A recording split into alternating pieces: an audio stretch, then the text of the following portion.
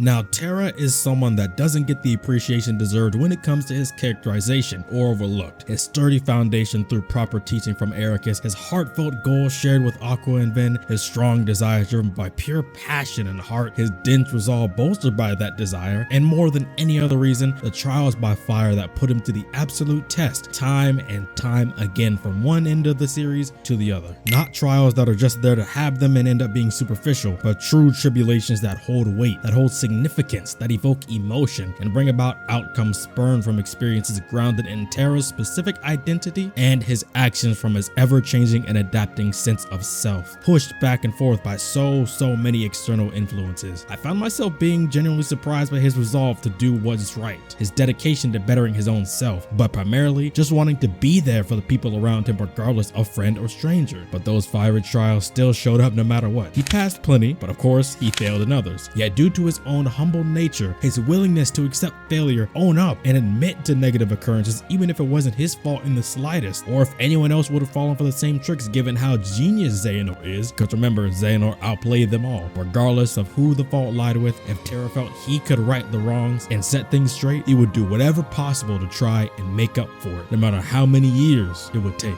Only looking at the surface level, Terra can really seem like a screw up or oblivious or stupid or just someone who quote unquote isn't as great as Aqua or Ven, which I think is silly. But if you take a closer look, just pay a bit more attention, you see so much more to really see the real Terra. But that's exactly what I'm here with this video for. He's not the feckless youth Xehanort spouts him to be, but truly an undervalued gem of a character with a heart and action grounded in such strong conviction and fortitude unlike any other in the Kingdom Hearts series, enduring all pressure. Why and how, you may ask? Well, Terra's starting point and evolution throughout the Xehanort saga says it all. Diving into Terra's characterization, it all begins with birth by sleep. Prior to beginning his journey caused by birth by sleep's unversed incident, Terra was essentially the big brother figure of the Wayfinder trio, sharing the same dream of becoming a Keyblade master and being incredibly diligent in the acts. Ericus' teaching allowed Terra to appreciate the status of the worlds, where their hearts would shine down on all others around them. But Terra, as diligent and focused as he was first tested as an individual with the results of the Mark of Master exam they all were looking forward to, being not what he or anyone else expected. See, Terra never had a twisted heart. He never craved the darkness, even as a way to achieve his dream or as a way to venture to the outside worlds like Riku had in Kingdom Hearts 1, even though he, like the others, wanted to see them becoming a Keyblade master along the way. Although studious, headstrong, caring, and focused, one could say he was naive with how these parts of himself were abused. Comparing Terra to one like Riku, Riku wasn't always a great character either. Riku was incredibly naive and foolish, had distorted views, allowed the darkness to deceive him into thinking that using it was the only way to escape the islands and achieve his, Kairi's, and Sora's dream. He was misguided by Maleficent and Ansem, his vision clouded by his own inadequacies in comparison to Sora, which easily crafted him to being Ansem's Seeker of Darkness's pawn. But this is just the start. Starting points like these, or flaws such as this, is where characters like both Riku and Terra grow to become great, to become fleshed out, to become real, and have an impact on the surrounding story they're ingrained in. Terra's growth in his sense of self and purpose in life, and how he established himself upon the narrative, is often missed. Not even just by fans, but even in the context of the story. Those around him like Maleficent, the Evil Queen, Brig, Xehanort, even Ericus and Aqua underestimate Terra and his constant eye being kept on what's right, even if it may seem like he is in danger of losing himself along the way. He has weaknesses and shortcomings, yes, but just as much, if not more, progress either overlooked or rejected by just labeling him as blind or foolish, when really he would just get played by a master deceiver in Xehanort like they all had, or completely mind controlled like he was in Enchanted Dominion. But even taking those in mind, what's undervalued the most about Terra isn't just his conviction, but his tenacity in carrying it out in action, as well as ingenuity in dealing with darkness. These are what make his true masterful mark on the Xehanort saga in its entirety. Even with the slightest darkness showing up in Terra, Ericus's one-side closed-off views of light and darkness is what caused Terra to feel himself inadequate. He was so passionate and so driven that not only did that desire for power, even if it's for the right cause, brought about the darkness. So when the results came back, all those feelings he had turned into such desperation to prove his worth as a truly strong Keyblade master and strong individual to Ericus, to his friends, to Xehanort, and of course, to himself. Terra from the beginning would mention how he knows he's strong enough to hold back the darkness, so the crack had a chance to quickly fill in, but it was exploited just that quickly. Aqua and Ericus' distrustful eye on Terra to ensure he's truly acting as he should, compiled with Xehanort giving Terra the trust he wanted so bad. And the evolution of Terra began with his exiting of the land of departure not long after the unversed outbreak began, and Xehanort telling Terra having darkness was okay, but not to hold it back so much because it was natural. Terra had more than enough will, funnily enough, when after all, he didn't want power for himself or to harm others, but to be of aid to others in the worlds around them. And that he did. Even with 2 huge missions on his back, he took the time to do those as well as be a guiding light for others in the worlds that he visited to see and follow. Like him bolstering Cinderella's confidence and teaching her to not fear things she knows she can be stronger than, because strength of heart will carry her through the toughest of trials and against any darkness that will try and creep into a wounded heart. Even mentioning that even with full belief in your desires, you still have to work to make them a reality as well. And it even shows that Terra's word has an impact on Cinderella when Terra wonders why she isn't worried approaching the unversed, as she reminds him of his words to her, and Terra was almost surprised at how he was able to get her to receive such a thing. You could just hear in his voice how proud he even was, and later revealing to Aqua that through that, he was able to make his resolve stronger as well. His journey wasn't so easy though, like how Xehanort and Maleficent were actually the ones that stole Princess Aurora's heart, but at the same time fooling Terra into thinking that he was the one that stole Aurora's heart, which caused more cracks in Terra's image of himself. But in reality, like Xehanort said in his talk with Braig and Radiant Garden, Terra didn't possess the darkness or capability to rob Aurora's heart from her. And even when he did use the darkness first against Braig, he immediately owned up to his tapping into it. But then he soon after harshly calls himself a failure.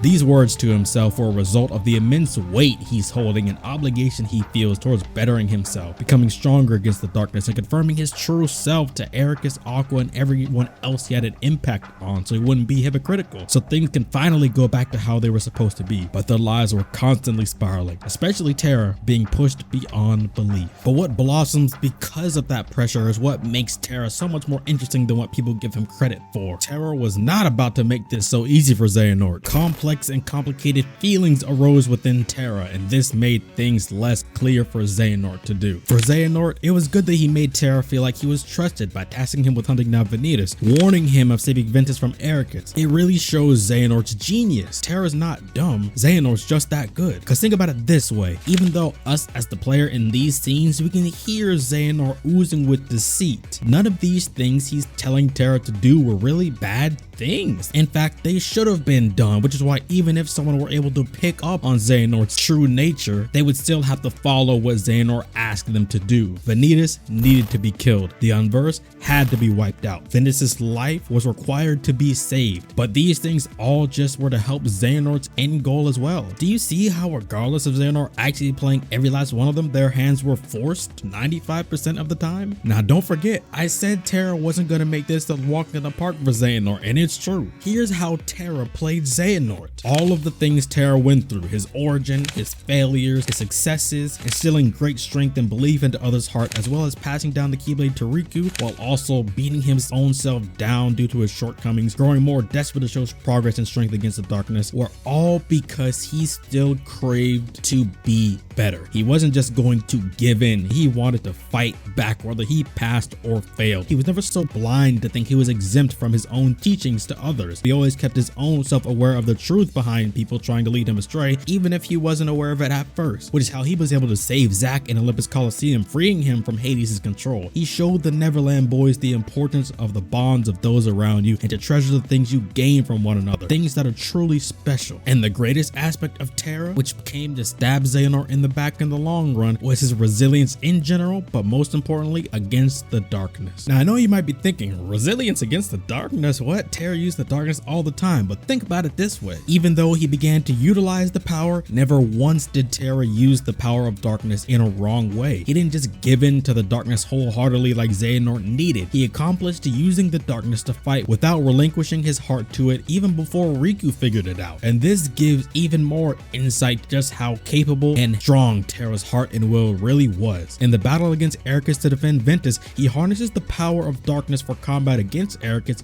but when he he sends Ventus away, he still creates a light corridor, not a dark corridor. So Terra successfully harnessed and utilized both in a balance, both in quick succession and simultaneously. Something that we know later on is able to be done by Riku, who I remind you was given the power of the Keyblade from Terra. He just went farther down a dark path than Terra ever did, and he fully succumbed to the darkness, initially having no balance between the two, which is what really sets apart Riku from Terra. Back again to the fight with Ericus. Ericus even admitted to how could he be so pushing of allowing no darkness when he himself had a chunk of darkness in him that was exposed with his fear of Ventus being alive and Xehanort successfully creating the Keyblade. And Terra didn't kill Ericus. Ericus wouldn't have died if Xehanort didn't shoot that man in the back. Terra would go on to later claim that he helped Xehanort do it, but to me, that's just him once again being hard on himself like he has a habit to do so. What was he supposed to do? Just let Ventus die? Absolutely not. But Terra had to keep pushing all the way up to the Keyblade graveyard where he faced off against Xehanort and Vanitas. Even up to the very end, Terra never gave in to Xehanort's desire to turn him completely over to the darkness. He used the darkness, yes, but to fight for the light and his allies. But this is how Xehanort was still able to make his plan work because of the growing darkness inside Terra in general. Terra fought all the way up to his own body getting stolen and heart put aside, but against all odds, Terra's tenacity never stopped even then. With so much perseverance, staking claim only inside his armor, creating the infamous being known as Lingering Will, and taking even further beyond, as we see in the final episode in the fight Aqua versus Xehanort. You can actually prompt a sequence where you work with Terra, the real Terra, to do an attack against Xehanort, and taking another step further in my personal favorite Kingdom Hearts scene ever, Blank Points. You can see Terra and Xehanort shown to be constantly battling within that body for dominance, and Terra, with much more conviction than ever, tells Xehanort he's gonna show him the door, smiling as he says so. Years pass by through Kingdom Hearts 1, Rechain, days into Kingdom Hearts 2, where we have moments of Terra shine through even into Xemnas when he visits Aqua's armor that's kept in the catacombs of Radiant Garden, referring to it as friend, and how we find out from Xigbar, aka Luxu, that Xemnas visits these chambers often, and the entire purpose of the organization's residence in Castle Oblivion is to find the Chamber of Waking, especially in Rechain, and we know that chamber is where Ventus is being kept safe. If you play Days, you'll see there's a scene not in the remade movie where Xemnas approaches Roxas when he's in a coma and says, "So sleep has taken you yet again." Terra is still there. And in 0.2, we see Terra legit coming out of Xehanort, and Xehanort getting wrapped in the Lingering Will chains as Aqua goes unconscious. Then finally, in Kingdom Hearts 3, we see Terra as the Guardian free himself from Xehanort's control completely, getting his own body back. We don't see that type of strength from anyone else in this series. The only one close, I say, would be Aqua, but you gotta remember, this is an internal battle waging over a decade, not just in one aspect, but Terra's mind through Lingering Will and his heart and body with Xehanort. That's pure insanity. And that, my friend, makes me appreciate Terra's character so much more. Characters that are well written are truly special because they're born from how they progress and grow from their origin, feel real from their growth, from their strife, from their emotion and their impact on everything around them, pulling the narrative with them and driving it with their characterization hard. It feels like the story is just throwing them bones undeservingly and they're not working for it. It just further exposes that character's lack of actual progress, and it sucks, man. And many characters do suffer from these things, but Terra